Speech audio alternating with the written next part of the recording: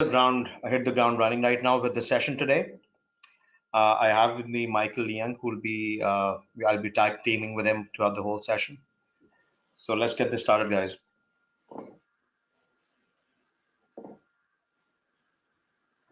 So during today's webinar, we're going to be talking about some basics around threat intelligence. Apart from that, we'll talk about the current threat landscape and the current trends uh, in the cybersecurity space.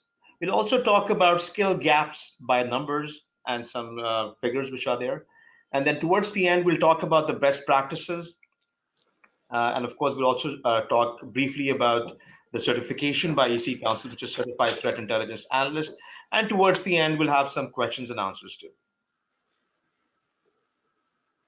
So since Meher had already done the introductions, I'll skip the slides which was introducing us. So I'll jump on about what is threat intelligence, and I won't spend much time on it. So in short, threat intelligence is just knowledge or information which helps individuals and organizations to make informed decisions around instant response or countering any kind of cyber incident. There is a detailed definition by Gartner also. I won't read through it, but in short, it talks about how that information is structured. It's not structured, but in short, threat intelligence is information which helps organizations in responding to various cyber threats and incidents. Moving further, what are the key elements or key parts or key of a threat intelligence? The first important thing is observables and IOCs, also known as indicators of compromise. So basically, observables comprise of individual pieces of information like file hashes, IP addresses, domain names, etc. And of course, IOCs are collections of observables that are usually associated with a compromise on or an ongoing attack or a threat actor. Apart from that, in threat intelligence, there is an internal enrichment of information and external enrichment also. Enrichment pertains more to IP addresses and URLs from phishing emails which are submitted by internal organization or internal staff or perhaps an internal cybersecurity team. It also gets information about IP addresses from blocked or through an exfiltration attempt, or perhaps if there was a DDoS attack or some kind of an active or a passive activity, it's that information. Apart from that, in terms of external threat intelligence or external enrichment, this pertains to inbound threat intelligence from a trusted circle or from feeds from commercial or non-commercial sources. Like commercial sources could be vendors, could be like firewall vendors, like I mean, no, I don't want to name them, but all firewall vendors or a DDoS solution vendor. Whereas non-commercial feeds could be coming from uh, your state-based CSERTs or your ISACs, which are like information sharing and analysis centers. So in short, threat intelligence is a combination of internal and external sources which provide you more information about a current threat, which is or an ongoing threat or a threat which is about to materialize. So these are the key things which pertain to the elements of a threat intelligence. Now, why should we share threat intelligence? What's the need behind that? What's the driver behind that? Now, to start off with that, I think the first thing which you need to understand is that the bad guys share tools, tactics, and procedures. I mean, we all know that the dark web is full of information, full of tools, full of anything which pertains to exploiting a vulnerability, infiltrating a ransomware, or doing any malicious activity. And the bad guys work collaboratively. They share information through, and of course, the main source is the dark web, but there's lots of information available on the internet too. So if the bad guys can collaborate, why can't the good guys collaborate too and share information so that they can actively respond to threats in a timely manner? The second thing which we need to understand is that when an attack is actually successful, the bad guys use the same attack against similar targets because they have learned that, okay, that particular attack worked with one particular organization or a person. And since they were successful at that, they might have another victim who they can just go after. Third thing is that there needs to be situational awareness for threats being investigated. So this is something which is very important.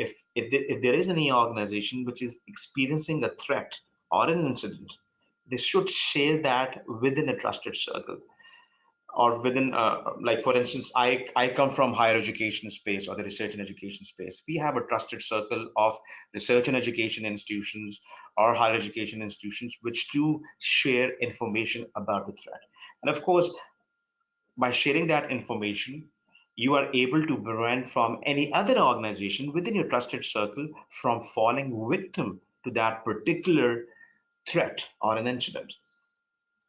And of course, the other important part to understand is understand if you are the first or last or the only one seeing this. So if you share that information within your trusted circle, you will know as to where you stand. Are you the only one experiencing it? Are you the first one experiencing it? And of course, if you are amongst many who are experiencing that particular incident or threat, there are other institutions or individuals within your circle who can help you remediate that specific threat or share any information which might help you address that threat or an incident.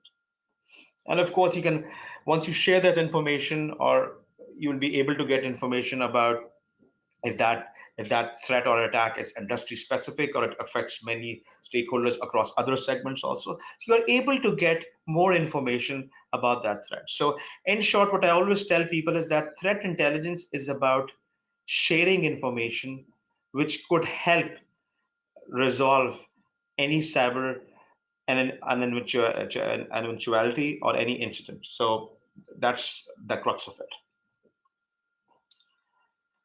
Moving forward, so based on some findings by the Pohlman Institute, it said that the average time to spot a breach or the mean time to identify is 201 days. And then the mean time to contain is 70 days. Now let that sink in. 201 days. Just imagine that the perpetrator has a good enough time, 200 days, to collect enough information about that organization which they have breached and do anything they want to. 200 days is enough to get information about PII, crown jewels, configurations, and everything you can think of.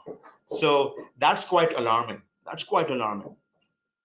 And of course, mean time to contain is 70 days.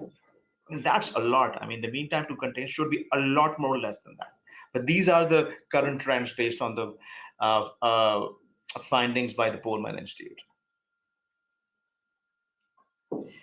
Now, some other facts. 85% of the cases took a day or less, while 80% of organizations took weeks or months to detect. Now, average number of days hackers lurked on a network to steal data was 229 days. Just imagine. I mean, that's, as I said, that is enough to collect enough information and to uh, carry out other malicious activity.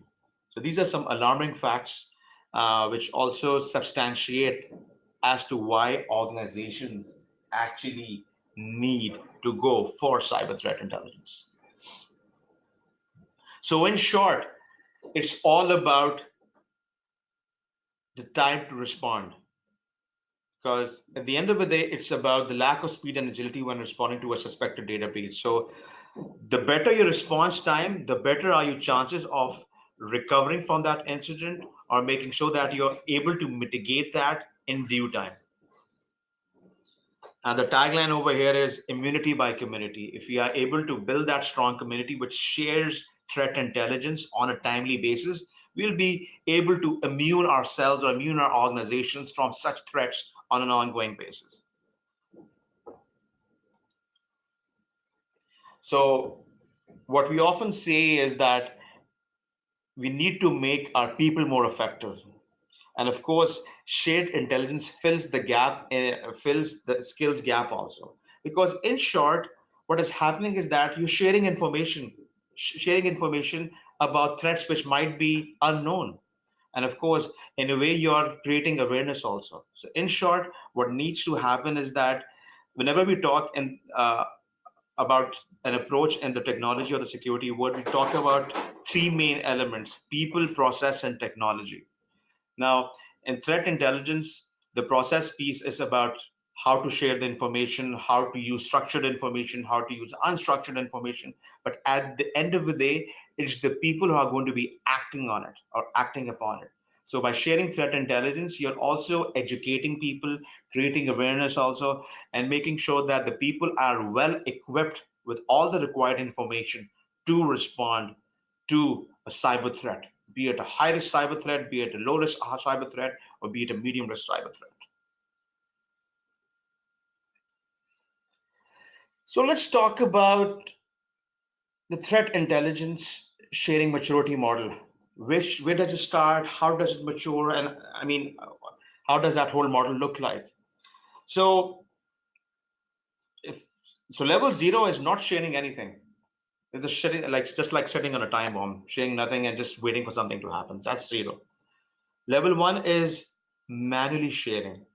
And the word is like ad hoc sharing. This could be through emails, through phones, or by having those mailing lists, by just letting the trusted community that you work with.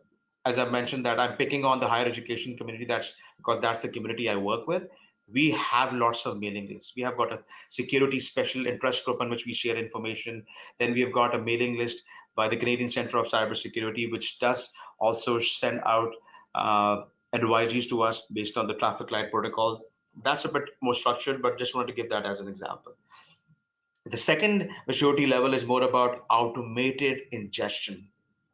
Uh, this is more like getting automated threat feeds from commercial and non-commercial sources. Like in Canada, we've got the Canadian Center of Cybersecurity. We've got feeds coming from Can Cyber also. Then, of course, there are lots of vendors. For instance, lots of firewall vendors, lots of security vendors, which also provide for Stix and taxi server feeds and feeds which can be utilized by your security operations center folks and some other security tools also.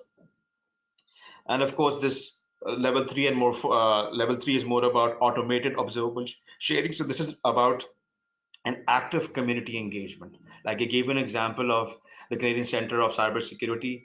It actually engages with the community on an automated basis, also on an active basis. So they stand at that level. And of course, level four is community based defense. Like once you have developed that mature model of sharing threat intelligence and of course structuring that threat intelligence and using automated and non-automated sources, then you're able to use that in a security operations center or a CSERT in which we have analysts, you've got incident response people, you've got DevOps people who are actually utilizing that threat intelligence information to thwart attacks or to be proactively prepared for any cybersecurity eventuality or incident. So that's how this model looks like. Okay, moving forward. So we spoke about the whole maturity model. Now, what you should share, I mean, we're talking about threat intelligence, what are the things that should be shared with the community? So, some of the compelling reasons why you should be sharing it. The first one is what is the time to detect?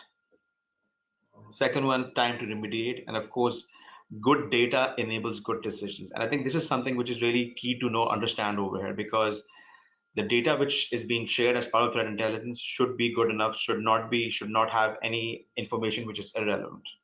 And of course, timely data enables timely decisions. And of course, threat intelligence is all about timeliness. And of course, fresh data specific to your industry. So make sure that if you are sharing any information or you're getting any information that is specific to you and specific to your industry. And of course, Make sure that if you are investigating an active breach and if you are sharing that information about that breach with your community, minus all the confidential information, make sure that you make that a part of your investigation report also.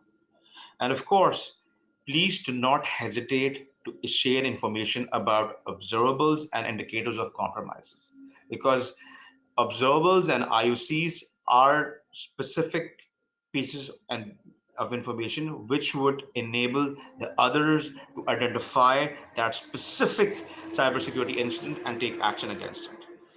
And of course, it's also really important to share the context of why are you sharing that information and what are you looking for. Because at the end of the day, you have to make sure that the information that you are sharing is properly structured or is identifying the right information.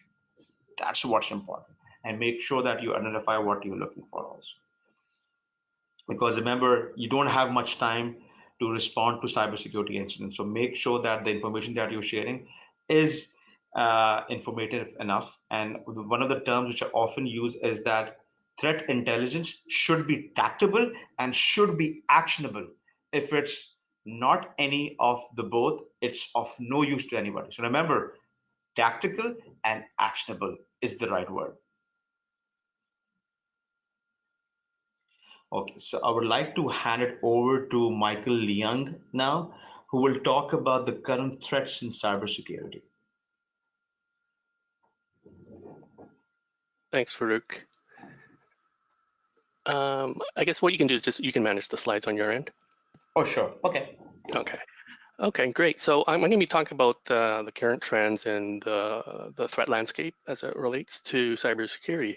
So there's a report that gets put out every year by an organization called ISACA. ISACA is a membership-based organization, global in nature, and they consist of cybersecurity professionals, IT risk, governance, and management professionals, governance. So this is an interesting report that comes out every year. And every year, as it relates to cybersecurity in terms of the skills gap, we're seeing these numbers not change. So it's kind of alarming in that basically, as you can see, that 69% say their cybersecurity teams are understaffed. 58 say that they have unfilled open security positions, and I think you can qualify this by just doing a job search and for cybersecurity openings. The other part, and I've experienced this myself, being a previous security professional trying to hire staff, it takes up to 30 or 32% say it takes 6 months or more. In my case, it almost took close to a year to find the right people that I was looking for. And then as you can see, it's been ticking up every year. So this is up 6 points from last year. So this was the 2019 and so forth. I have some other stats as well, and I don't have a slide for it, but I'll just talk to it. So cybersecurity and IT are considered your front line, your first line of defense, as it were. Also, I have information from the Institute of Internal Auditors. I know we have a global audience, but they put out a report on the North American, what they call the North American Pulse of Internal Audit. And what this is a report that they provide the chief auditors to articulate to the boards about the key risk areas, as well as some stats. So no surprise, the top cybersecurity, the top threats are cybersecurity and data protection. And some of the stats that sort of relate to this is that from their perspective, they say that more than half of them, 51%, say that they have their internal audit team lack cybersecurity expertise on staff to actually audit cybersecurity. So what that means is there's a greater reliance on the first line of defense. So meaning that the threat intelligence, the people on the front lines looking at cybersecurity threats, there's a greater need for that. Because not only is there skills gaps on the first line, but all the way up to the internal audit side, which is considered your third line of defense, is that they're experiencing a lot of challenges as well. And traditionally, they're not really in IT or don't have a technical background. Another stat that they provide as well is that they say that 30% of a gap between actual and desired assurance. So meaning they have an audit plan to audit their cybersecurity practices over readiness and response. There's 36% say that, well, we would like to do it, but we don't have the capability and capacity and the skill set. So again, a greater reliance on the first line of defense for cybersecurity professionals on that. On the budget side, on a good note, we've over the last few years we've seen an increase, but it's still at 55%. And now what we've actually saw is a bit of a dip now. So although that there's still a desired increase in cybersecurity budgets, the trend has been, or at least for last year, has been down 9 points. So now you're challenged with a little bit of relying on tools and people to address that. So that's a little bit interesting stat.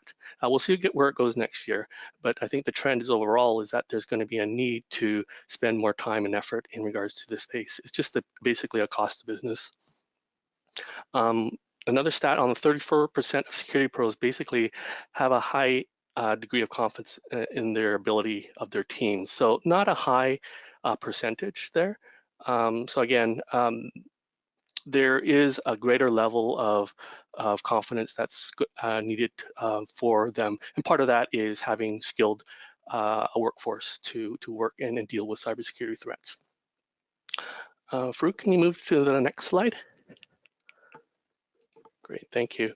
So this is actually part of the same study, but what it's asking is that in terms of your organization in maintaining or contracting out the intelligence capability for your cybersecurity threats awareness, how many of you maintain this in-house? So you can see it's not too bad, it's 40%, as well as 25%. So basically 65% utilize threat intelligence. And what you're seeing here on the third one is 11% saying that they don't have cybersecurity intelligence capabilities or awareness, and another alarming 12% really don't know, which is, I would probably maybe categorize it with the 23% there. So there's obviously room for growth in terms of having some capabilities. So you're going to see that probably trend moving towards both either in-house and or externally outsourcing that capability.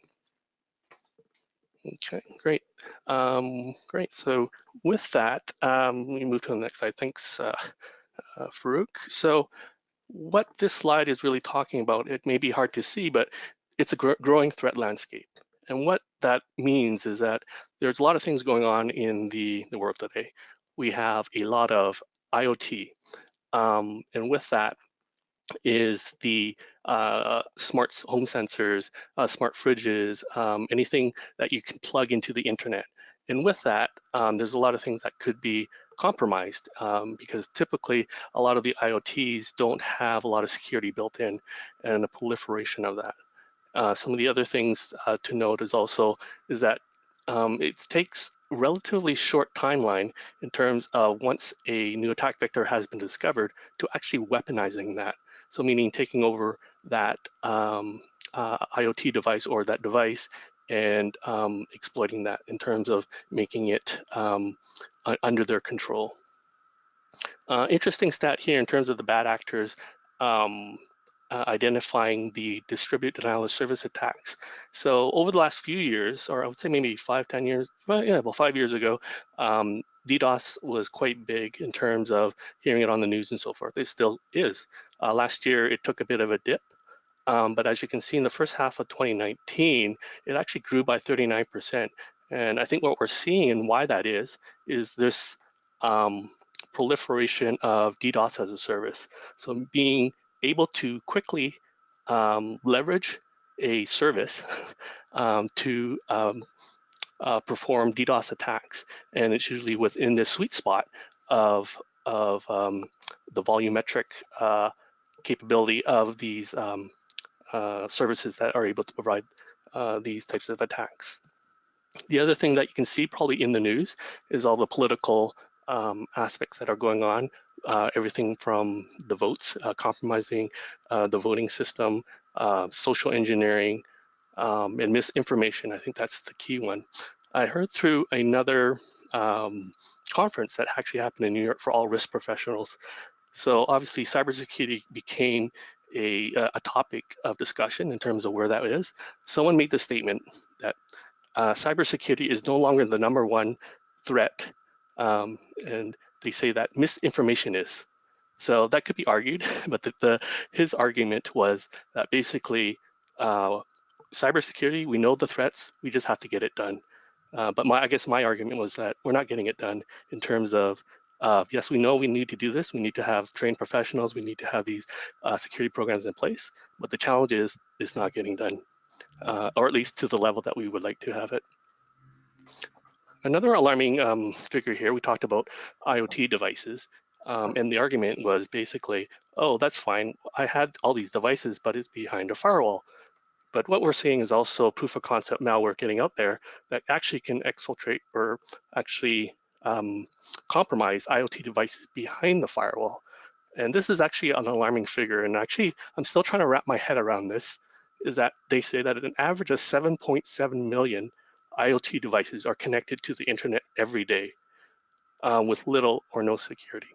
So that is an interesting stat, and this was put out by the NetScout Threat Intelligence Report.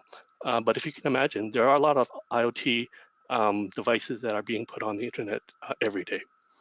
And with that, it just adds to the botnets that can be utilized and basically being compromised.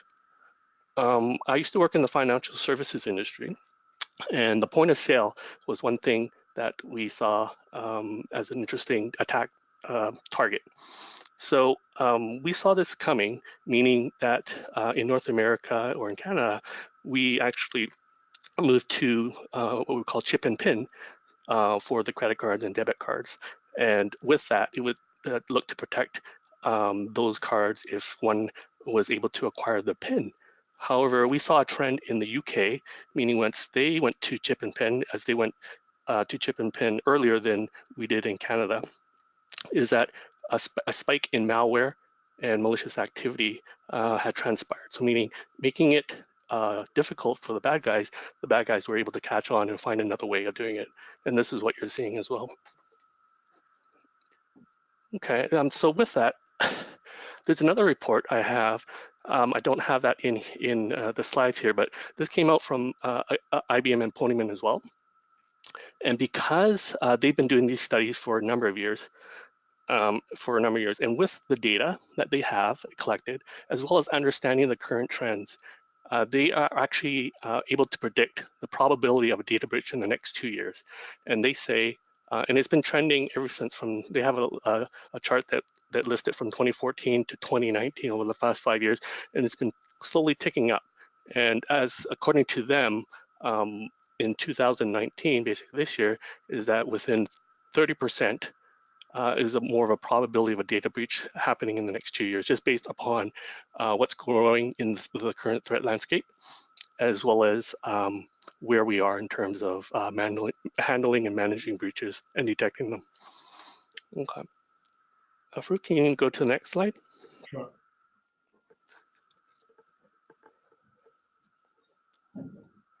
So it's been 2 years, I believe, of this week since the Equifax data breach. And as you can see, where are they today? And you can see the stock price drop. And this is another supporting information towards this from IBM as well, is that once you have a breach, the impact lasts for years. According to them, and they have some interesting stats on that, but basically 2/3 of the cost of a breach occur in the first year. So that means that 1/3 of the cost of a breach happens after that year. And as you can see with Equifax, it's still going on in regards to where they are in terms of their stock prices and so forth. And what's more interesting is that in a more highly regulated environment, that cost is a lot more in terms of that. And in terms of the IBM report as well, is that they average a cost of a data breach from all countries, everything from the US down to the UK and other countries that they track as well. They average a cost of $150 US cost per record. And as we're talking a little bit about Canada, Canada ranks 4th in terms of the total cost. And we come out at $187 US cost per record. So Canada ranks 4th in the cost of a data breach, but ranks third in the cost per record and relatively high in secondary indirect costs. So that meaning the amount of time and effort that an organization has resource allocated to a data breach resolution. So that's how Canada sort of relates in regards to the overall breach side. Farooq, can you move to the next slide?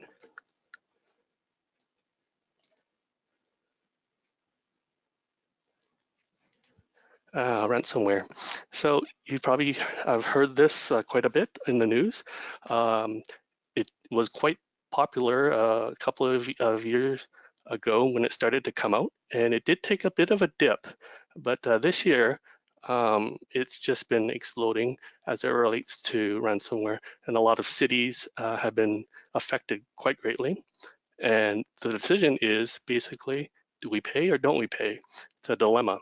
And interesting fact here is that this was just published not too long ago, is that a claim is that insurance companies are actually feeling this rise in ransomware attacks.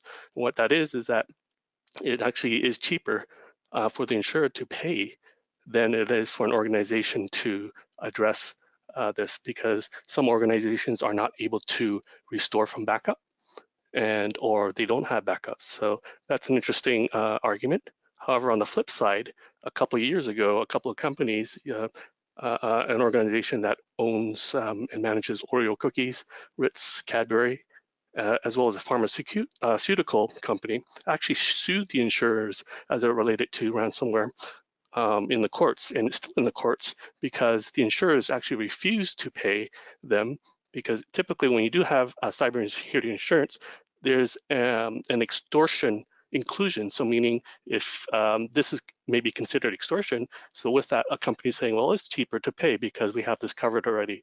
However, in the insurance, there's actually an acts of war exclusion. So meaning that those companies that had a huge attack and it was affiliated to a potential Russian attack, and they they cited it as a hostile or warlike action or acts of war, and they refused to pay. So it's going to be interesting to see where this goes. But at the end of the day, this threat is clear and present and happening today. Okay, next slide.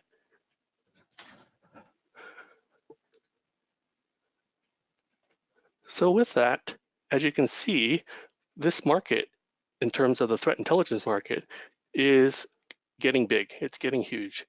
And here's a couple of snapshots of where that's going in terms of its worth and expected growth. And then on the next slide.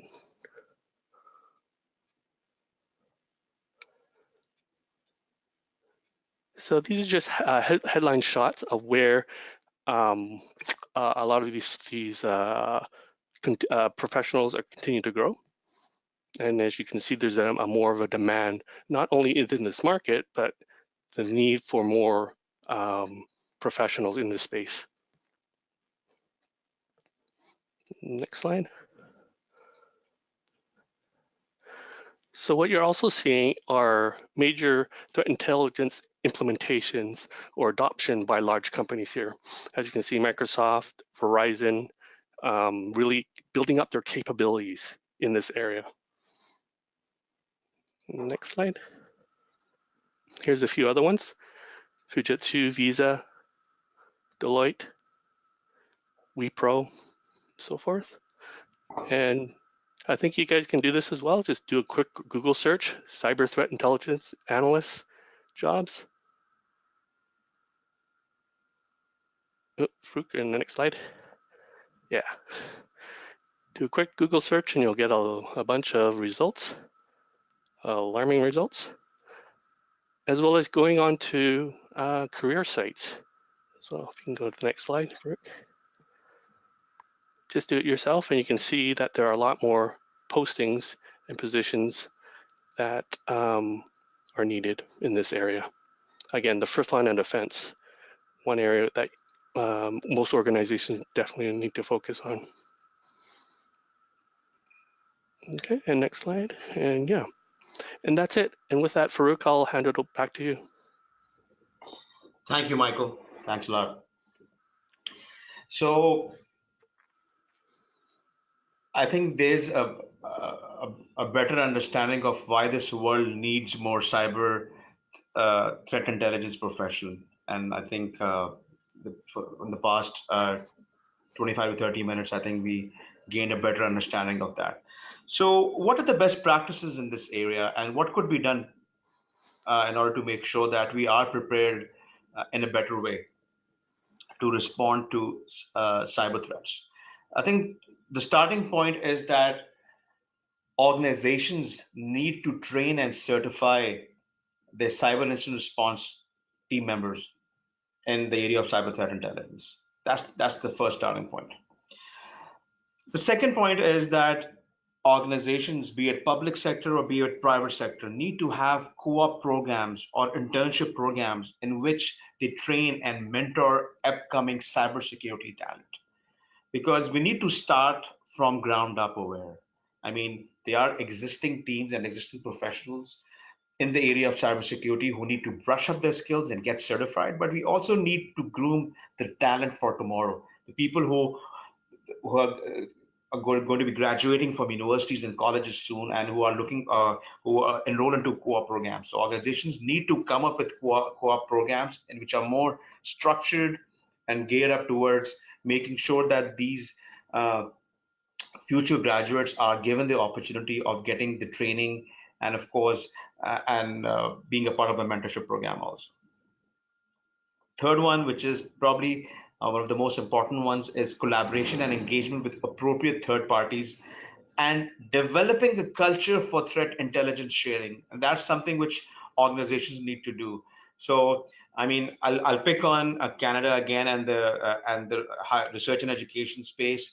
I mean, in Canada, especially in higher education, we share a lot, we collaborate a lot, be it anything, be it information about cyber threats, be it a job description, or be it any ideas. There needs to be more collaboration within sectors and across various sectors also. So it should not just be limited to public sector or a specific sector, be it higher education. This should be collaboration between public and private sector. So we need to have more collaboration, we need to have more engagement, we need to have more participation by the state governments or the provincial governments, and of course at the national level also. And of course, in Canada, we have got the Canadian Centre of Cybersecurity, which is doing a pretty good job in making sure that threat intelligence is shared with the right people and with all the right stakeholders, and they are able to provide the right information also. And of course, being a security professional and coming from an audit and compliance background, one of the things which I always emphasize on is governance. So we need to develop a strong governance around the whole threat intelligence framework in organizations and beyond organizations. Because if you have proper governance in place, you'll have proper oversight in place, and you'll be able to sustain the model in a better way. And of course, lastly, what has to be done and what should be done on an ongoing basis is awareness and training at all levels within the organization, because that will be the key to the success around having an effective cybersecurity incident response program. Because we'll train the cyber incident response people. We'll probably have threat intelligence certified people in the organization also. But all the stakeholders in the organizations do get affected by a cybersecurity incident. I've yet to come across anybody in an organization who does not get affected by a cybersecurity incident when it happens. So we need to ensure that all the relevant stakeholders in our organizations do understand the importance of this and do understand that, okay, how is the organization able to improve its cybersecurity posture by making sure that the people do understand the importance of cyber threat intelligence and how it can help them remediate cyber incidents or perhaps be prepared for the next big cybersecurity incident. So these are some of the best practices which I wanted to shed light on, which organizations can adopt in order to have a more stable cybersecurity posture and making sure that the relevant people are trained and certified for it. So with that, I would like to talk about the Certified Threat Intelligence Analyst program being offered by EC Council.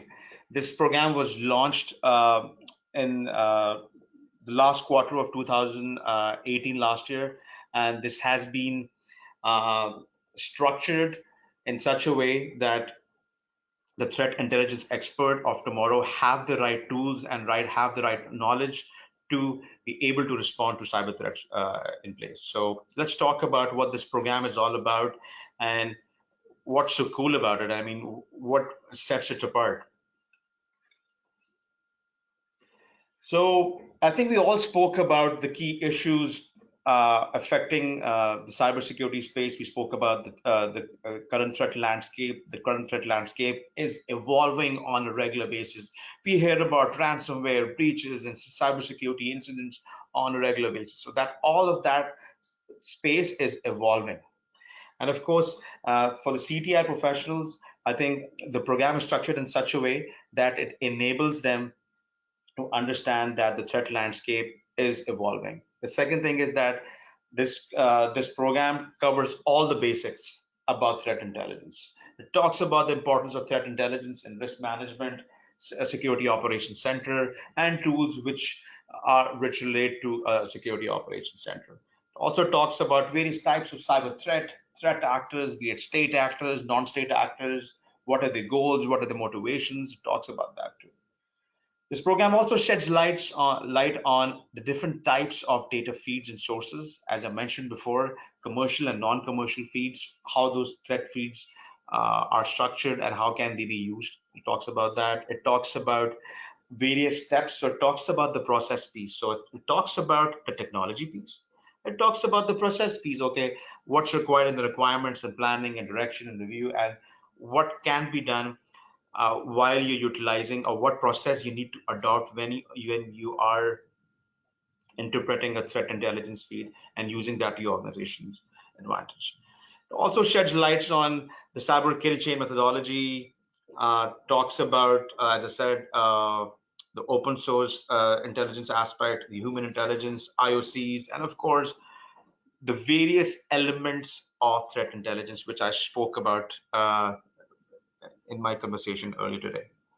Of course, it also talks about data processing of structured and non-structured data. So in short, this program covers all the key elements of threat intelligence and how threat intelligence can be utilized.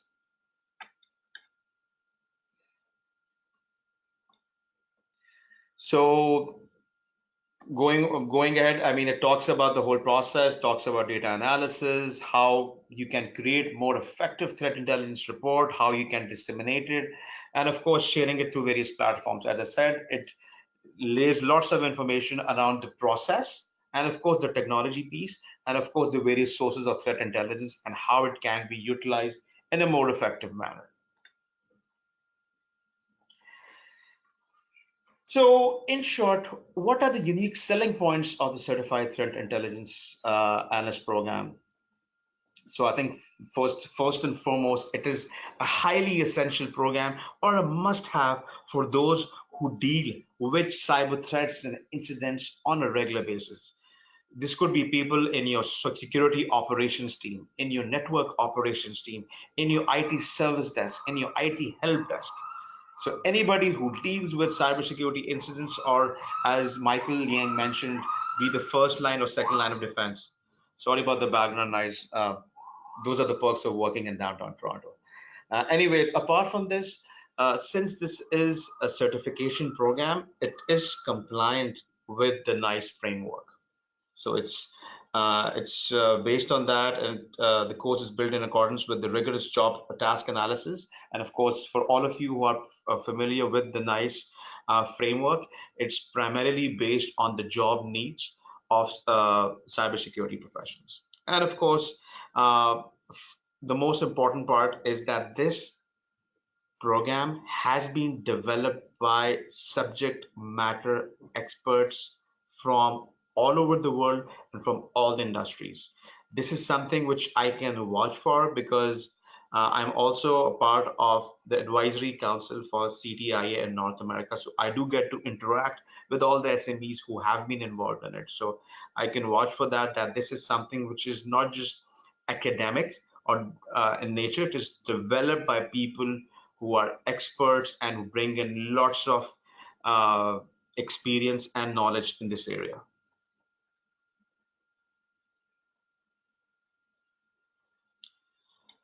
Apart from other features, I think this program is so comprehensive that it enables the individual who goes for this to effectively detect and respond and defeat any cybersecurity incident because they have the right knowledge and tools for that. It has a holistic approach, so it covers all the aspects of a threat intelligence program. So anything from planning, being proactive, execution, interpreting, and sharing it with other people, it covers all those aspects.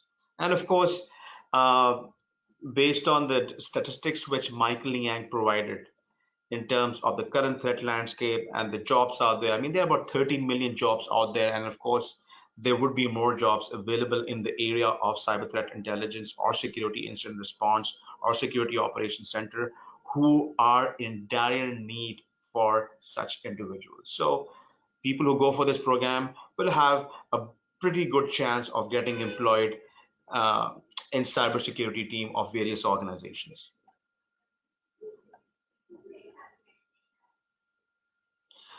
So, in short, what makes CTIA a unique credential? Uh, First of all, the program is based on the best threat intelligence report writing techniques.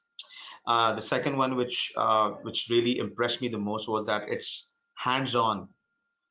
So 40% of the training program is completely hands-on, emphasizing on the learning objective. And of course, it provides the students with the largest library of tools and platforms and frameworks in the market. So that substantiates that this is a certification program which is hands-on and of course focuses on the right pieces of cyber threat intelligence.